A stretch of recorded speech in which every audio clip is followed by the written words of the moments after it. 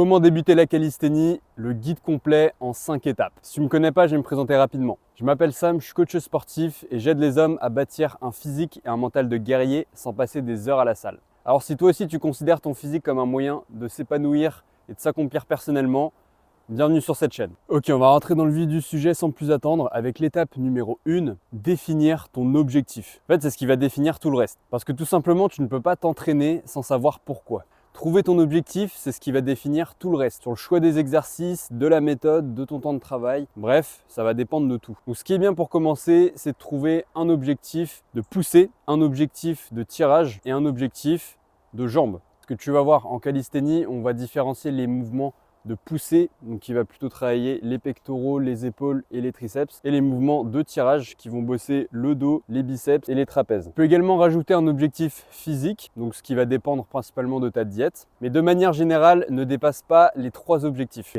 Étape numéro 2, le renforcement musculaire. Rentre-toi bien ça dans le crâne. Le renforcement musculaire est indispensable, peu importe le niveau. Ça va te permettre d'acquérir une bonne masse musculaire, de prévenir les blessures, parce que quand tu vas vouloir partir sur des mouvements plus compliqués, avoir un bon bagage musculaire va te permettre justement d'éviter les mauvaises surprises et d'avoir justement une base de force pour pouvoir apprendre des mouvements plus complexes. Dans le sens où si tu sais pas faire 20 dips et 15 tractions, ça sert à rien de vouloir apprendre la planche ou le front lever. En fait, c'est pas pour rien qu'on a des prérequis pour ce genre de mouvement. C'est pour avoir justement une base de force minimum pour pouvoir apprendre ce mouvement. Donc le renforcement musculaire, il faut que ce soit systématiquement dans ton programme. Étape numéro 3, le programme. Un bon programme est un programme adapté. Non seulement à toi, à ton profil, mais si tu as écouté jusque-là, à tes objectifs. Plus il va y avoir des profils différents et des objectifs différents, plus il va y avoir de programmes différents. Donc retiens bien qu'il n'y a pas de programme parfait, il n'y a que des programmes adaptés. Et là, je pourrais très bien te donner un programme basique, déjà tout fait,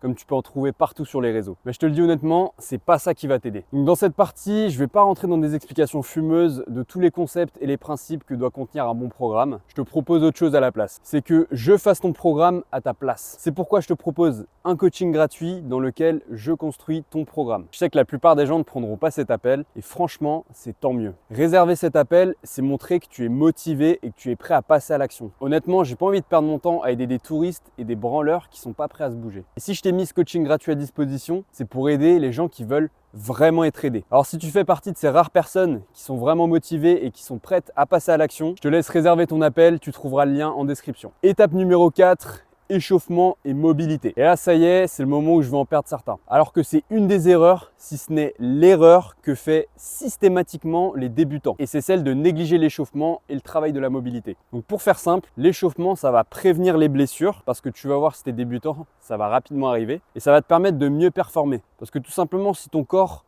est mieux préparé à l'effort, il sera plus performant. Et la mobilité, même chose, prévenir les blessures et en deuxième, de maintenir sa santé musculaire de manière générale. Parce que tu as besoin d'entretenir ces qualités élastiques de ton muscle pour mieux transférer la force, donc être aussi plus performant, et pour aussi avoir une meilleure vascularisation dans ton muscle, donc l'apport de nutriments dans ton muscle. En bref, tu performes mieux, tu es en meilleure santé et tu te blesses moins. Bon allez, on va se dépêcher avant de se prendre la pluie.